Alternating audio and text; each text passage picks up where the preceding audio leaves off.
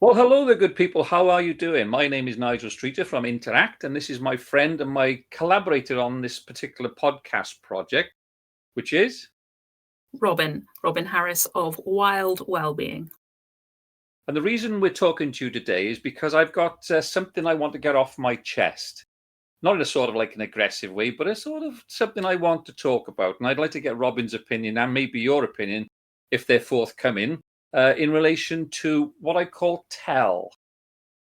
Now, let me explain first what tell is. We normally use the word tell in relation to tell me how you feel or tell me where you're going, tell me what you're doing, that sort of thing. But it's not that at all. It's got nothing to do with that. This is a combination of taste and smell. I know. The reason I want to talk, well, first of all, let me tell you the alternative, if you like, tell, the alternative would have been smaced, right? So smaced didn't sound quite so good as tell. So we decided on tell. And the reason I'm saying that is because of the fact, since I can remember, I've always had a very acute, very good sense of taste and smell. And what I wanted to talk about was, and bearing in mind that the overarching thing regarding all these podcasts is about positive well-being, what I wanted to talk about was how you experience the world. Now, I don't mean that in a holistic way, the whole way that you experience the world. But I've got this idea, and it's backed up by some reading I've been doing lately, about the fact that certain people, like whole groups of people, in fact, experience the world through a particular preference, if you like. Now, the reason I didn't have taste and smell is because the olfactory organs, I think it's called, or whatever, all around you, the sinuses, the palate, and all that. That is the way that I actually experience the world the most. So much so that if I yawn, I can taste the air. It's that strong to me. It's that vivid, and I can smell things that nobody else can smell. I say, "What's that?" And other people go, "I don't get it," whatever. But that's just the way it's always been for me. But other people would sort of respond better to different senses. Some people are very tactile. They're very much into touch.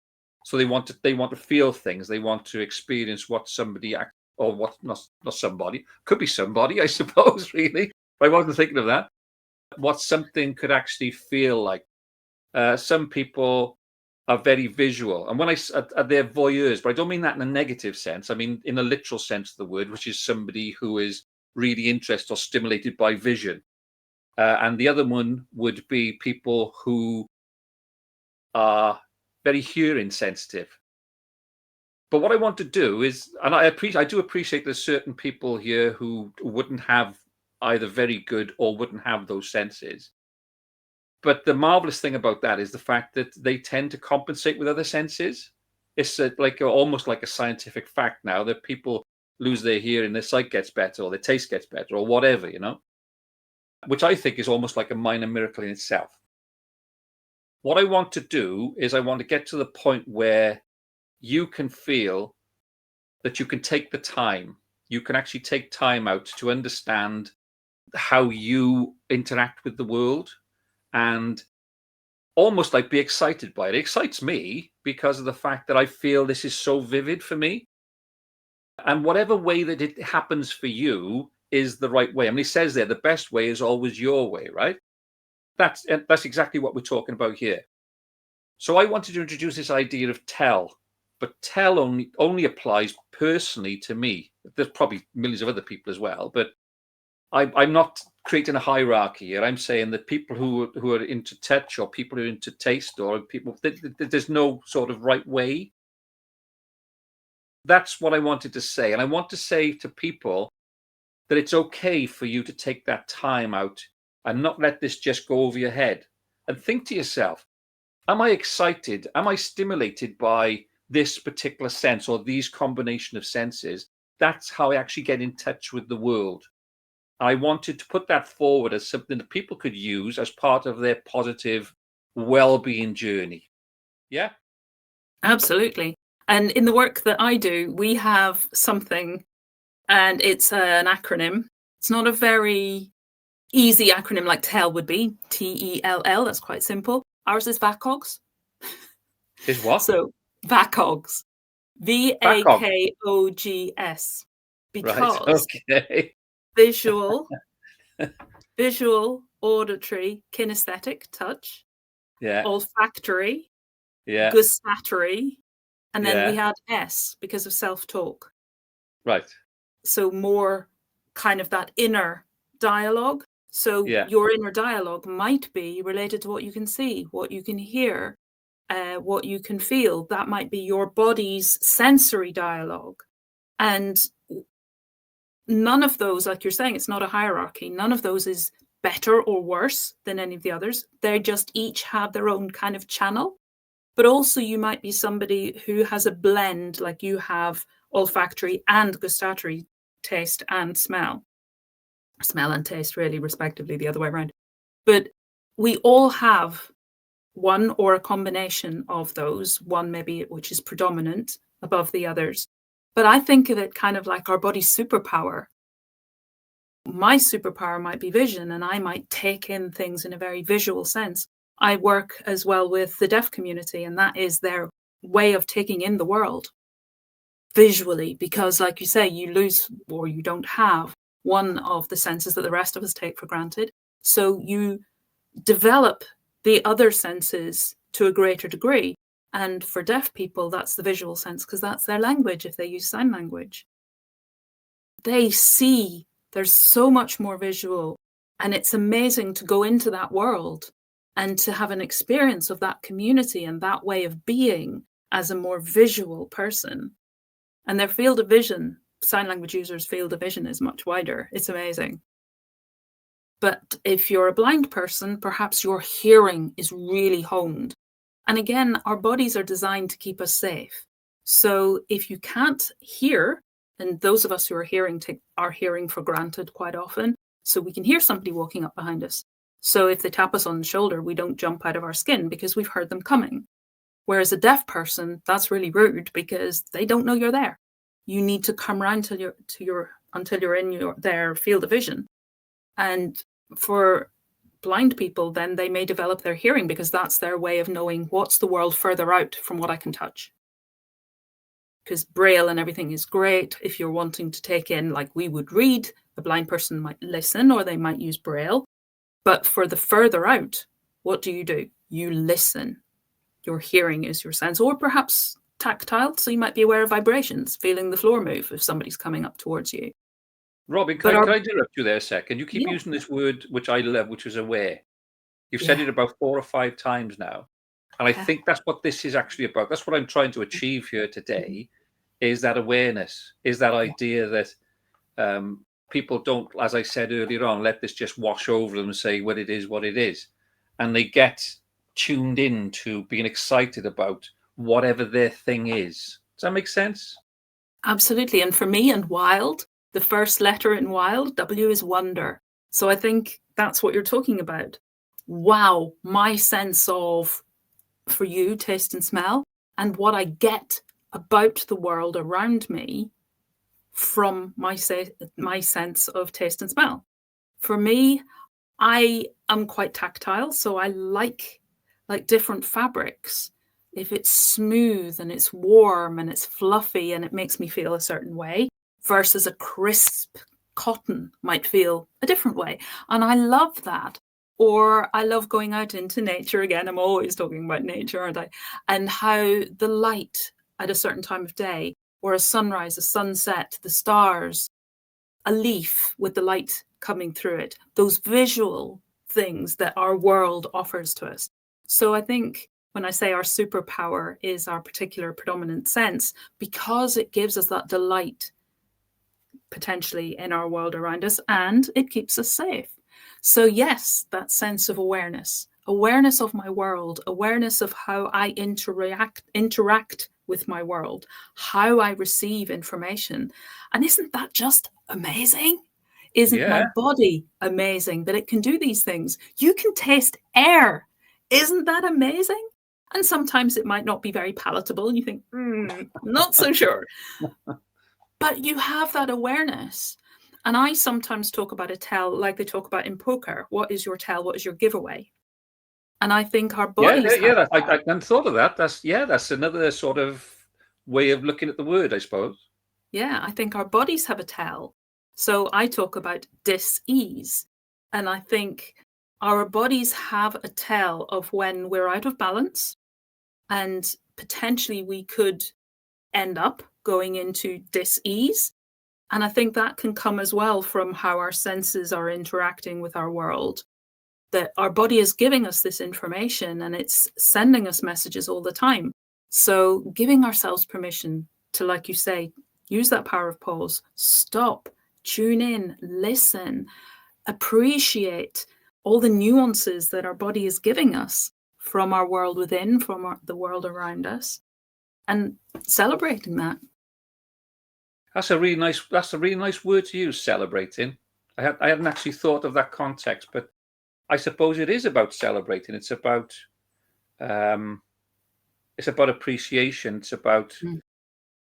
we on a previous podcast we talked about, control the controllable and just don't worry about the stuff that you can't control. And it's a theme that comes up quite a lot on some of the things we talk about. And I suppose again this is the same here now, in as much as unless you actually physically change your body, you've got whatever attributes, you've got whatever sensory means that you've got, but they're only of some use if you actually take the time to appreciate them, take the time to actually tune into them and get excited about them and say, well, this is a great thing. And you said earlier on, now that's no exaggeration, I yawn and I can taste the air. But that's my thing. But my thing, it doesn't have any precedence over anybody else's. But I think that celebration is a really good word. I think that's what it's actually about. Taking the time to celebrate. And again, going back to this theme about positive well-being, which is the overarching thing about everything that we talk about on these podcasts. It's about that appreciation of the way things are, with the added sort of impetus to, if necessary, do what you can to change those things if you can make them better. I've never ever been a proponent of change things for the sake of changing things, because most things in life are fairly good for most people. But it is about celebration. You're absolutely right. And in Wild, my L is about loving ourselves. And I think we don't maybe give ourselves enough permission to take that time of pause, that power of stop, and just to sit with, what am I picking up? What is my predominant sense? What's it giving me right now? What can I enjoy? And enjoy actually meaning enjoy, meaning enjoy, bring joy into. What can I enjoy about what my body's giving me right now? Whether that's a tactile, what I'm wearing, the clothes against my skin, what I'm sitting on, whatever's supporting me, which can feel really nice because sometimes we may feel isolated and unsupported. But then we can know, no, actually, there is support of other kinds that I can draw on. There was a park that I used to walk in regularly, and there was a tree that grew at an angle, and I used to just lean against that tree and feel, oh, the stability and the support from this tree. I can just rest here. And I think it's something we maybe don't give enough time to just pause, tune in, and be aware and celebrate, appreciate, enjoy what our body does for us. So often, I think in our society, we're just busy. We're just running from one end of the day to the other. But to be able to just stop, to know that our body is taking care of us, it's looking after us all the time, it's doing great things for us, it's communicating with us. And when we can connect in with that and build that dialogue, I think it gives us so much that supports our well-being. I think it's that connection. It's I've said it twice already. I'm quite happy to say it again. It's the excitement uh, of knowing what you feel or how you feel about certain things. Do you know what I mean? It's about this idea of tuning in. Again, something I talk about a lot: tuning in, not tuning out, because people either don't tune in at all. The other way is people tune into the wrong thing. and they just sort of get the wrong ideas, or they go into a panic, or they can't quite sort of grasp what they're supposed to be doing at that particular moment.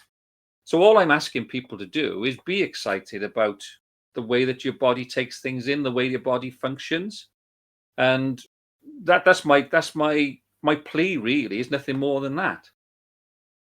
Yeah, I think it's about taking that time of pause, tuning in, and really appreciating, like you said, that word appreciate, all that our body does for us. And I think when we can have that kind of a relationship with our body and we get that dialogue, we start to understand each other more, work better together, and things kind of come together. And it's so good for our well-being. And it's about calming your mind, but at the same time, look at how wonderful this is. Look at the way that you interact with the world interacts with you.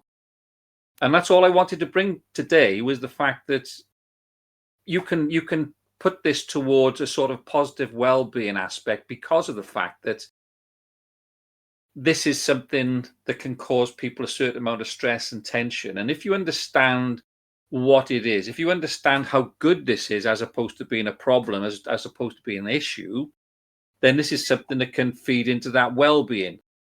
Yeah, Absolutely. And we talked about awareness before. This is self-awareness. And we all yeah, know how positive that is. yeah, very much so. Anyway, there we are. I mean, I've actually brought what I wanted to bring to the table today, and thank you for your contributions and your interest. If people out there watching this or listening to this want to have sort of involvement in what we do, because this is very much not me and Robin lecturing about the way it is. This is about us starting a conversation, or trying to get involved in a conversation with people to hear their opinions, their thoughts, their ideas. So if you do want to contact us, either you can leave a message down there. I think it's down there, or you can contact us on the email addresses that we'll put on at the end. Really speaking, I'm saying, if it's a public comment, if it's just a thought, please do put it down onto this sort of like the chat thing. Or alternatively, if it's something which is a little bit more sensitive, maybe something you either want to ask me specifically or Robin specifically, please do send us an email, and we'll see what we can do in relation to offering you some sort of advice or information, or some thoughts in relation to whatever it is that you want to talk about. Thank you very much for listening and or watching today. And that's from myself, Nigel from Interact. And from me, Robin from Wild Wellbeing. And we look forward to you having you join us next time. Thank you very much. Bye. Bye.